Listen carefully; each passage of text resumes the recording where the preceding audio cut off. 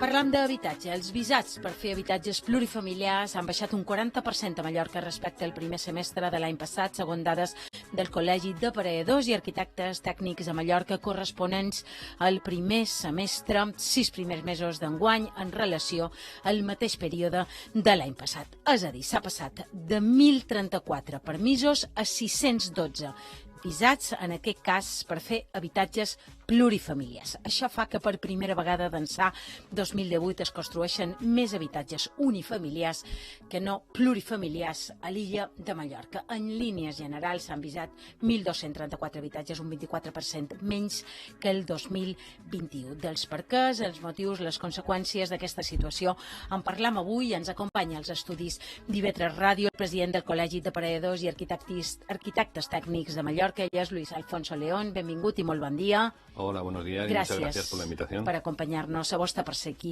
avui al programa al dia. Com explicaria aquest descens dels visats, sobretot en els plurifamiliars? A vostè li han sorprès aquestes xifres?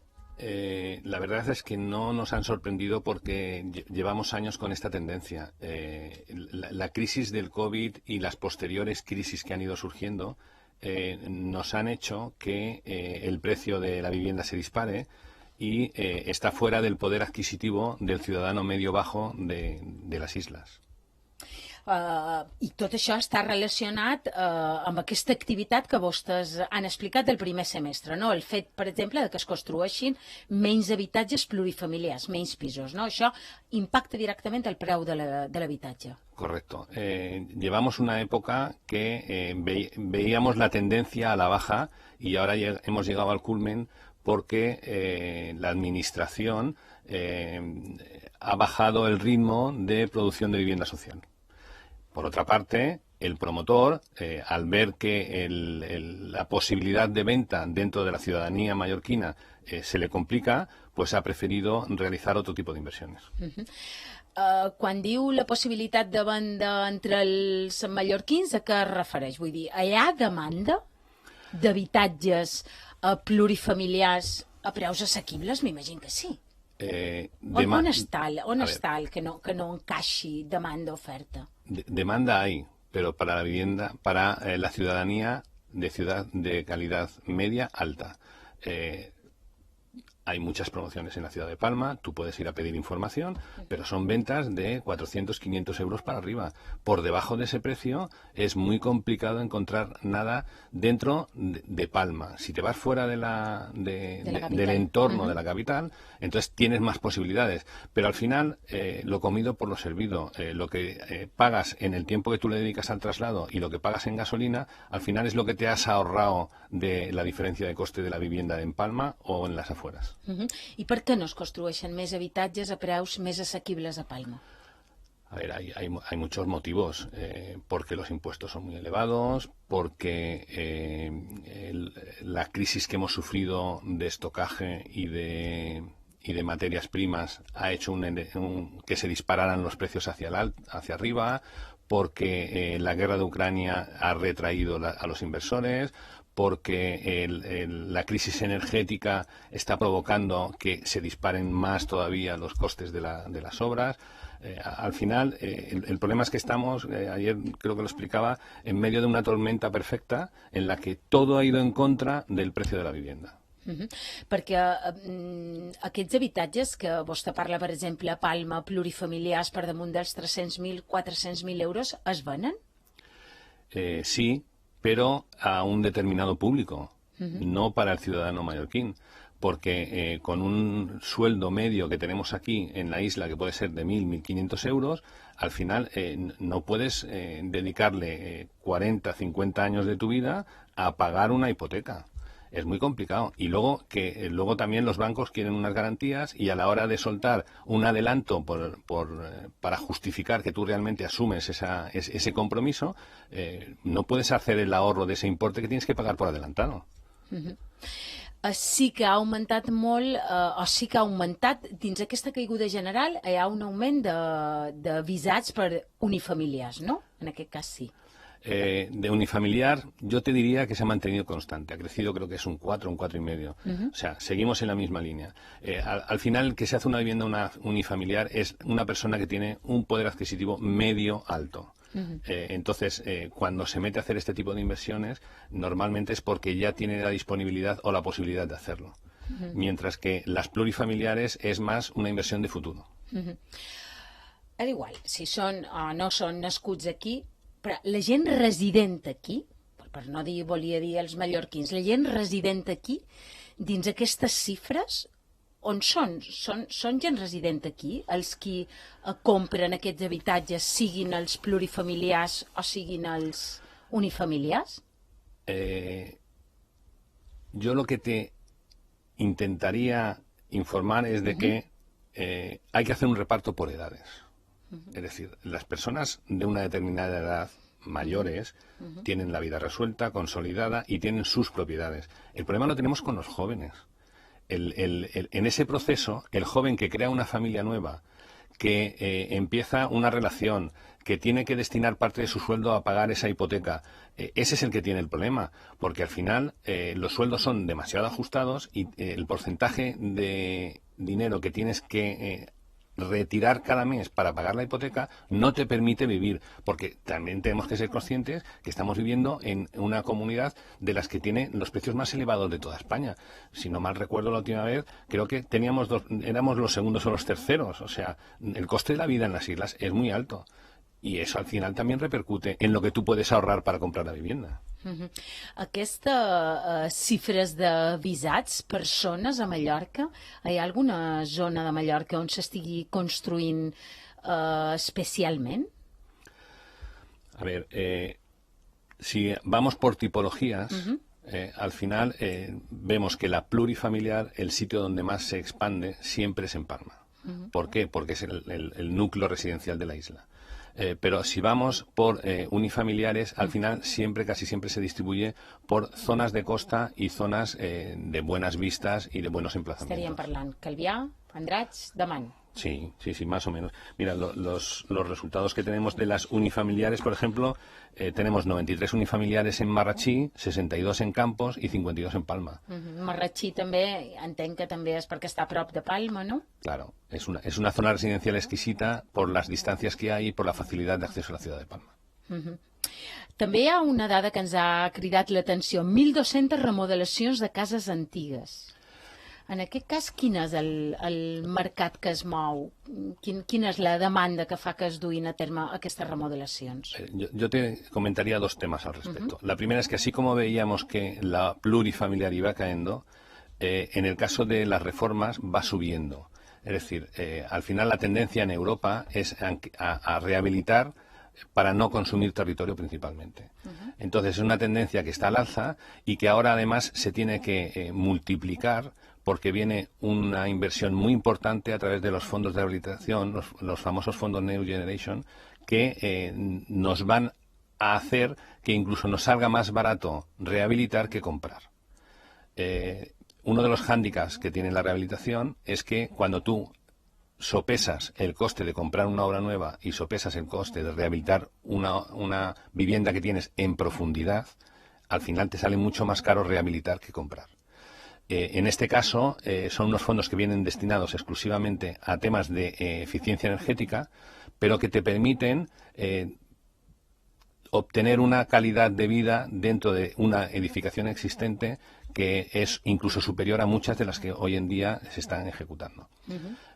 Además de todo esto, y ya como en paralelo, te diría que ayer por la tarde, ayer a mediodía, tuvimos una reunión con la Dirección General de Vivienda, el Colegio de Arquitectos, el Colegio de Administradores y el Colegio de Arquitectos Técnicos para ver de coordinar unas oficinas de rehabilitación e intentar facilitarle al ciudadano toda la tramitación para conseguir estas ayudas. Y esto es un tema muy importante porque al final el hándicap que tienen todas estas ayudas es la complejidad de la tramitación.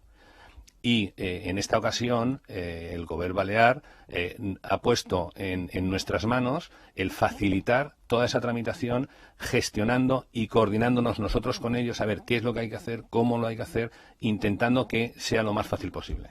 Aquesta podria ser una via d'accés a l'habitatge, per exemple, per part dels joves, que puguin rebre propietats dels seus pares, dels seus predins.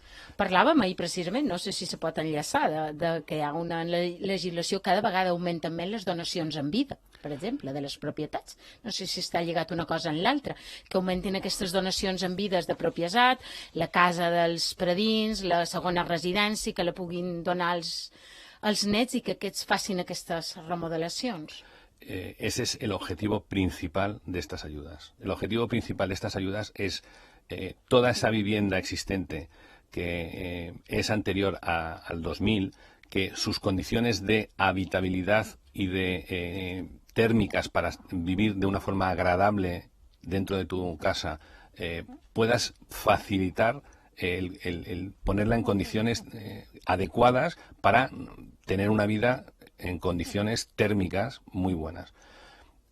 Por otra parte, también tenemos que tener en cuenta que todo lo que nosotros mejoramos en eficiencia energética nos lo ahorramos en energía. Entonces, parte del pago de estas ayudas va a ser con el ahorro que vamos a conseguir en los consumos energéticos. Parlava vostè abans de la pujada de preu de les matèries primeres respecte a la situació que se va produir quan va esclatar la guerra a Ucraïna el mes de febrer a ara. Com ha canviat la situació? Encara hi ha mancança i continuen pujant els preus o s'està reconduint la situació? A ver, esta semana pasada a mí me comentaron, por ejemplo, que el tema del tetracero, que es uno de los materiales que utilizamos mucho en construcción, sobre todo para estructuras, pues había bajado un 30%. Es decir, habíamos iniciado la recuperación de estocaje y de materia prima que nos faltaba, porque el problema que hemos tenido con la materia prima es que durante toda la pandemia nuestro sector estuvo trabajando y consumiendo todo lo que había en almacenes y en fábricas, pero esas fábricas estaban paradas. Entonces se quedaron sin materia prima y se quedaron sin estocaje. Y a la hora de volver a arrancar las fábricas, hemos tenido una temporada que ha sido muy compleja porque no había de nada. ¿Qué ha pasado? Que al final el que ponía el dinero sobre la mesa era el que se llevaba el primer producto que salía de la fábrica. Y hemos entrado en una dinámica de el que más paga es el que se lo lleva, que nos ha llevado a estos precios disparados. Ahora ya estábamos volviendo a equilibrarnos, empezando a bajar precios, y nos ha salido el tema de la guerra de Ucrania, y la repercusión de la guerra de Ucrania han sido el encarecimiento de las energías. Entonces, hemos salido de Màlaga i nos hemos metido en Malagón. No? La tempesta perfecta.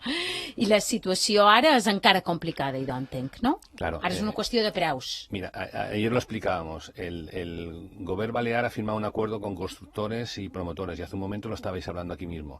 Ese acuerdo es muy bueno, pero no sabemos el resultado que va a dar hasta que no veamos en qué punto se equilibran los precios. A lo mejor es una maravilla porque los precios bajan a épocas anteriores, o a lo mejor resulta que no sirve para nada porque los precios siguen estando por encima de los precios que han pactado. Entonces, habría que volver a reconfigurar ese acuerdo para adaptarlo al precio real que se estabilice. Quines són les xifres de projectes de reforma en el sector turístic d'aquests 6 primers mesos? Cuando hablas del sector Hotels, turístico empieza... en aquest cas. A ver, hoteles, reformes d'hotels, per exemple. Hoteles no se ha hecho ningún hotel nuevo, y a nivel de reformas, creo que se habían hecho 35 reformas en total. En relació a altres anys, aquesta xifra? Vamos recuperando un poco, porque con la pandemia habíamos llegado a 20 y pico. Empezamos a recuperar... Però no estan encara en xifres de 2016, de 17, de 8, de 9. Yo entiendo que no, y me voy a explicar. Al final, cuando tú reformas un hotel, lo subes de categoría y pasas de 3 a 4 estrellas, a todos los hoteles que tienes alrededor los estás dejando fuera de mercado. ¿Por qué? Porque yo prefiero un hotel nuevecito y bien arreglado que no a uno antiguo y en mal estado. Entonces, los hoteles que han subsanado su estado, al final, al dejar fuera de mercado a los demás, están obligando a los demás a ponerse al día. Entonces, esa inversión en la que hemos entrado en esa dinámica tiene que ser constante, y tenemos que volver a recuperar mucha planta hotelera en muy buenas condiciones. Com preveu que siguin aquest segon semestre que ha començat ara, d'enguany? Similar, que hi hagi canvis respecte al primer? Yo este segundo semestre lo veo con mucha incertidumbre hasta que no se vea cómo evoluciona realmente la guerra de Ucrania y si realmente conseguimos estabilizar todo el tema de los precios de la energía. Per tant, preveu similar, no? No me atrevo a definirlo porque Claro. depende del resultado de la guerra y de la estabilización de la energía. Eso puede pasar mañana o podemos estar 2 años así. Es complicado, muy complicado. Per tant, si continua la guerra a Ucraïna, podria, tot són hipòtesi, continuar aquesta tendència a la baixa? Yo creo que sí.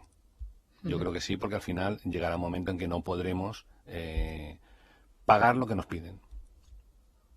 Vostè, per exemple, quan se parla de les propostes per posar límits a l'adquisició d'habitatge per part de persones que no viuen aquí a les illes, què li sembla aquesta proposta? Yo diría que nos acordemos de lo que pasó con el tren de Sóller, que pusieron una tarifa especial para los extranjeros y al final Europa nos lo tumbó. Es muy complicado tomar medidas discriminatorias en distintos países de la propia Unión Europea. Luis Alfonso León és el president del Col·legi d'Aparadors i Arquitectes Tècnics de Mallorca. Li agraïm molt que hagi estat aquesta estona al programa El Dia d'IV3 Ràdio i IV3 Televisió. Gràcies i molt bon dia. Muchas gracias a vosotros por